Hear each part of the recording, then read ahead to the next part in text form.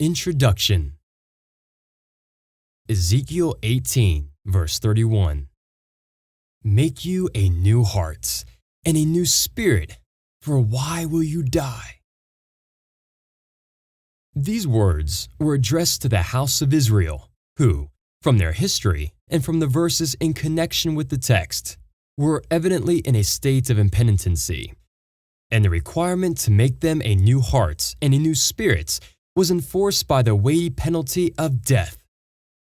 The death mentioned in the text cannot mean natural death, for natural death is common both to those who have and to those who have not a new heart.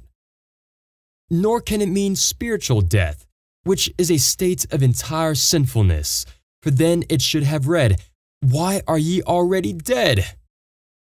The death here spoken of must mean eternal death, or that state of banishment from God in the glory of His power, into which the soul shall be cast that dies in its iniquities.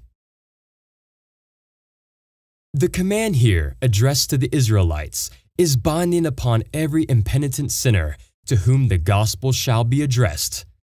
He is required to perform the same duty upon the same penalty.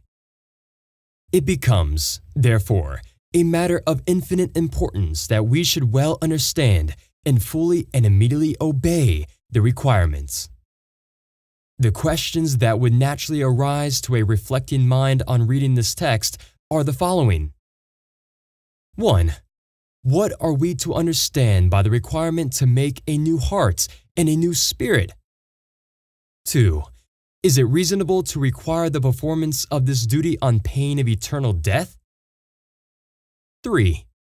How is this requirement, that we should make to us a new heart and a new spirit, consistent with the often repeated declarations of the Bible that a new heart is the gift and work of God? Does God require of us the performance of this duty without expecting its fulfillment, merely to show us our impotency and dependence upon Him? Does He require us to make to ourselves a new heart on pain of eternal death, when at the same time He knows we have no power to obey, and that if ever the work is done, He must Himself do the very thing which He requires of us? In order to answer these questions satisfactorily, I will attempt to show 1. What is not the meaning of this requirement, and 2. What is. Thank you for listening to this sample. The full-length audiobook may be purchased exclusively at audible.com, amazon.com, or the iTunes Store.